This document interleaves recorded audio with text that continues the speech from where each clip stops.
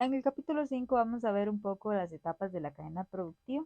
Esto tiene que ver con los controles que aplicamos para garantizar la higiene en los procesos de abarrotes, en las frutas y hortalizas o en las carnes. En el caso de los abarrotes, estamos hablando de enlatados, por ejemplo. Hay que verificar el empaque, la fecha de producción y de vencimiento, que los artículos no comestibles como la vajilla de un solo uso, servilletas, deben recibirse empacados o la etiqueta original, estar intactos y limpios. Ok, ¿cómo verificamos controles en frutas y verduras, verduras u hortalizas? Verificar que estén frescos, en cantidades que se requieren, grado de madurez. Recordemos que las frutas no dejan de estar madurándose, por lo tanto se pudren. La textura que tienen, la corteza, la cáscara, que no estén con cortaduras, magulladuras o algunas, algunos rastros de tacto. El empaque, el tipo de empaque, si es plástico, si son canastas, si son bolsas, y el tipo de vehículo con el que se transporta, que esté también aseado.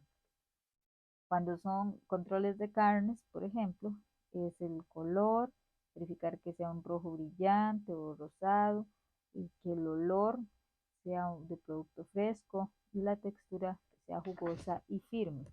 Cuando se trata de lácteos o derivados, es revisar que estén pasteurizados, es una forma de decir que están hervidos, con envases herméticos, fecha de vencimiento vigente, refrigerados o con procedencia de condiciones procesadas, que ya les permiten estar fuera del proceso de refrigeración, que no tengan sabores ni olores extraños. En el caso específico del pollo, un control tiene que ver con el color. El pollo debe verse rosado brillante, el olor tiene que ser fresco, los valores en el aspecto, que no denoten o no muestren descomposición, ni partes pegajosas bajo las alas o alrededor de las articulaciones.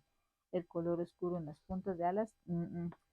Otra forma de verificar, pero en el caso de pescado, es con color natural de la especie, textura firme, elástica, resistente a la presión, ojos salientes y brillantes, agallas húmedas y de color rojo brillante, escamas bien adheridas a la piel, un vientre no abultado. Esas son algunas de las formas de verificar los controles de ciertos grupos de alimentos. Bueno, pero en específico, eso tiene que ver con la compra o la recepción de los productos. Luego tenemos una etapa de almacenamiento. En cuanto a los almacenamientos, tiene que ver con el uso de cámaras que generan refrigeración, congelación o que son de bodegas, ¿verdad?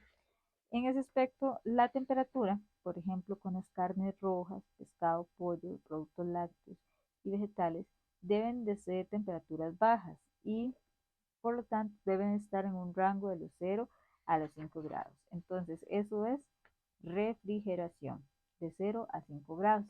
Si bajamos la temperatura, entonces estaríamos hablando de congelación, ¿verdad?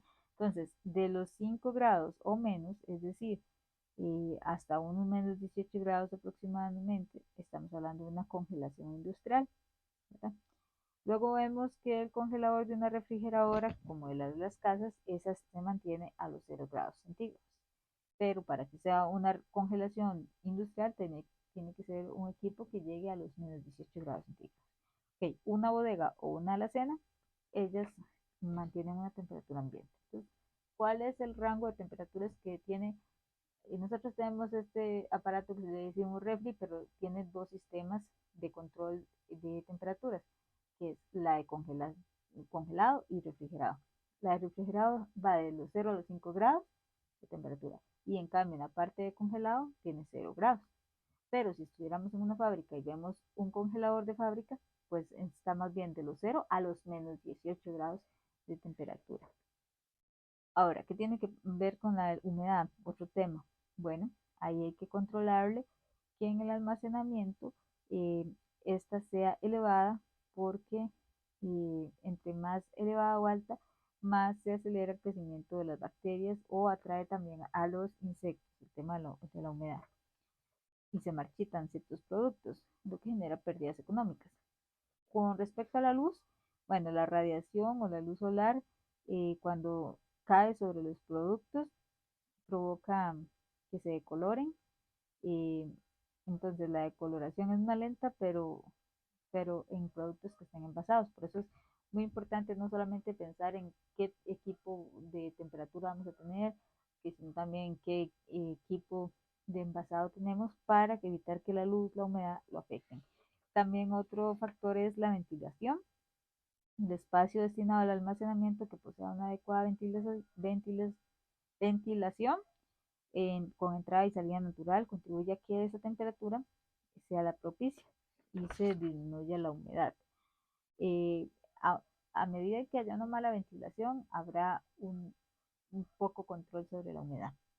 Ahora, hay otros acondicionamientos como el tema de los estantes, las tarimas, que deberían estar al menos de 15 a 18 centímetros arriba del piso, separados de las paredes para evitar eh, que se ensucie o se afecte la limpieza del lugar.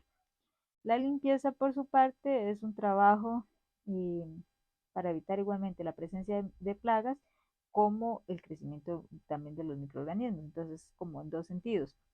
El tema de la independencia, categorías y áreas separadas es para que no se genere una contaminación cruzada.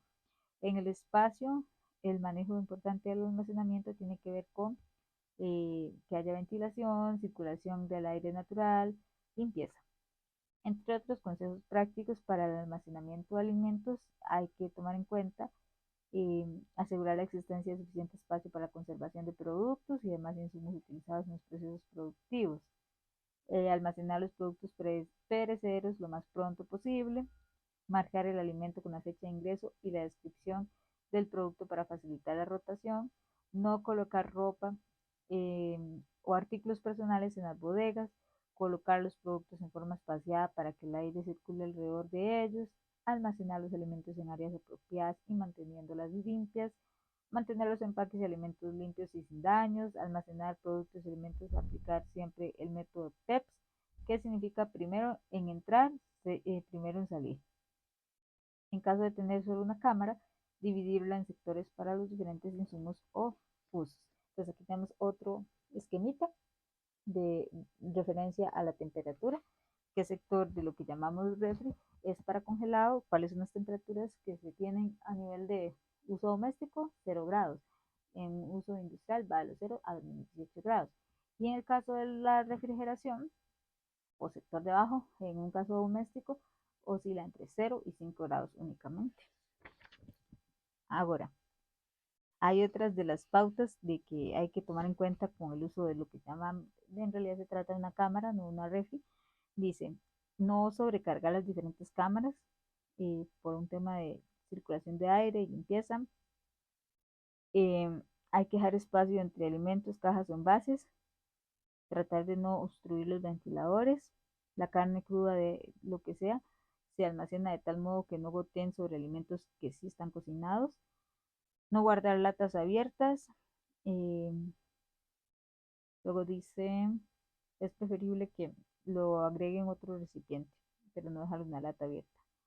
Los recipientes que contengan alimentos tienen que estar cerrados y de un material adecuado. Si cuenta con 2 o más cámaras, ubicar en una los alimentos crudos y en otra los elaborados. Ok, otra etapa de controles para la higiene es el procesamiento o la preparación de los alimentos, y en eso es muy importante los contactos que se realizan, los tiempos y las temperaturas. Contactos, por ejemplo, tienen que ver con qué se toca, qué superficies están combinándose, cuánto se dura haciendo y a qué temperaturas, ¿verdad? En el transporte y la distribución, por ejemplo, es preferible que los materiales de un camión sean de acero inoxidable o plástico resistente, considerando el lavado constante, y que tenga un sistema de refrigeración, canastas o recipientes desinfectadas, llaves en el piso para el lavado. En el caso de venta y servicio, pues al momento de servirlos es sumamente importante controlar las temperaturas para evitar que estos productos estén expuestos a la zona de peligro que hablábamos, que va de los 5 a los 70 grados centígrados. Otros controles en la elaboración de alimentos es, por ejemplo, mencionaba lo del contacto, evitar de que haya una transferencia cruzada. Eso quiere decir que usted está picando carne y de repente va a picar la papa, entonces usted tiene que lavar ese puñal porque si no va a ser un arrastre de residuos de la carne en la papa y eso es una contaminación cruzada. El contacto cruzado, por tanto, entonces mezcla diferentes sustancias y hay algunas que son alergénicas. Eso es que una persona puede verse eh, expuesta a una intoxicación dependiendo cuáles sean los ingredientes que está entrecruzando. La contaminación directa tiene que ver cuando por medio de la persona que lo manipula, eh, entonces se van mezclando. La persona estornuda, tiene algún otro fluido que le genera la contaminación. Como ya mencionaba, la contaminación cruzada tiene que ver que usan o el mismo puñal o la misma tabla para los diferentes alimentos en preparación. Entonces es importante mantener limpios los equipos y las áreas, cambiar el uniforme, lavar y desinfectar, evitar reprocesar alimentos, en fin. Hay que controlar el tiempo y la temperatura, considerando que el rango de zona de peligro es de los 5 a los 70 grados. Que, por ejemplo, temperaturas a considerar para los patógenos, esos crecen entre los 37 y 40 grados centígrados. Por eso cuando una persona tiene fiebre, se pone en riesgo. Hay diferentes temperaturas específicas para matar cada una de las diferentes bacterias, pero principalmente si están entre los 5 y los 70 grados, o esta otra que mencionaba ahorita, de los 37 a los 40 grados, es donde más crecen las bacterias. ¿Cómo nos damos cuenta de la temperatura? Bueno, con un uso de termómetros, por ejemplo. Hay diferentes termómetros. Hay una de instantánea, otra de inmersión, otra digital, otra de horno, otro de tenedor, otro de aires, cámaras, superficies, en fin. Entonces, con eso podemos estar regulando, monitoreando las temperaturas de pues las cocciones. Cocción significa cocinar los productos. Entonces, algunos de esos controles tienen que ver con vigilar cómo descongelamos los alimentos, ¿verdad?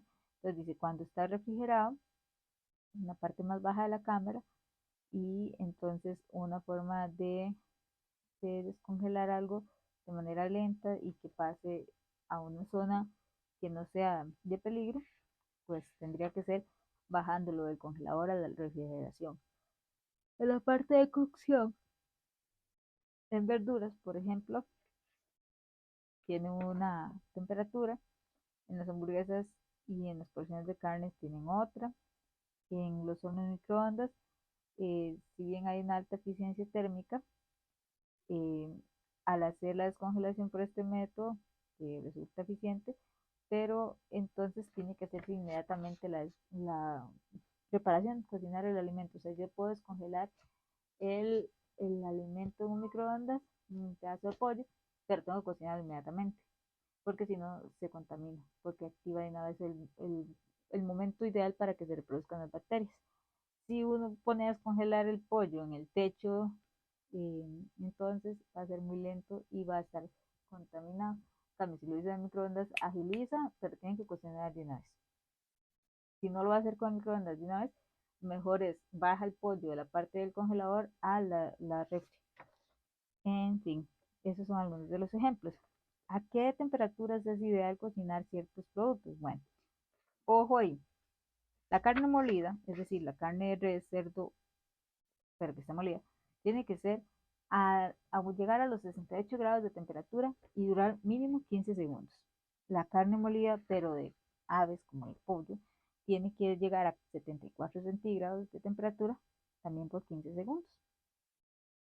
Si llegó a los 70, no sirve. ¿Por qué? Porque todavía están vivos los bichos. Okay. Para saber que un bistec no me va a caer mal, un bistec de res, de cerdo, de ternero, tiene que llegar a los 63 grados centígrados y mantenerse ahí 15 segundos para que ya no me afecte. El pollo entero o molido, igual, a los 74 grados centígrados, 15 segundos.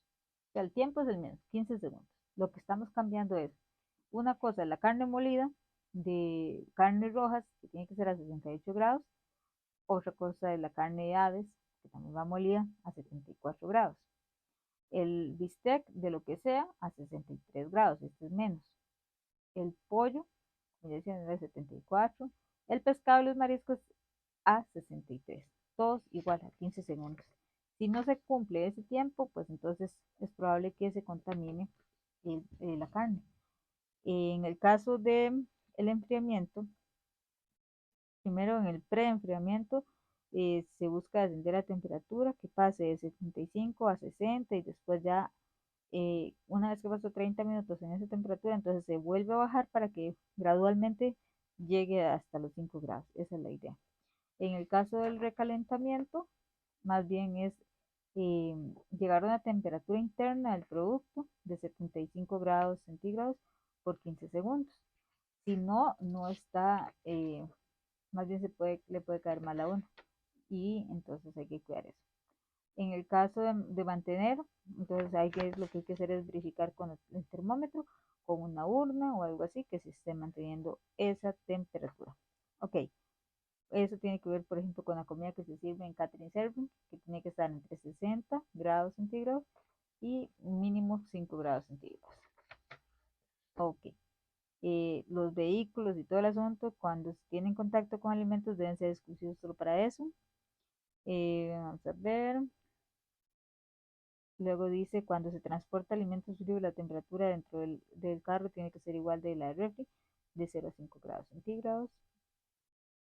Y listo. Esos serían algunos de los controles que tienen que tomarse en cuenta para las etapas en la cadena productiva de alimentos.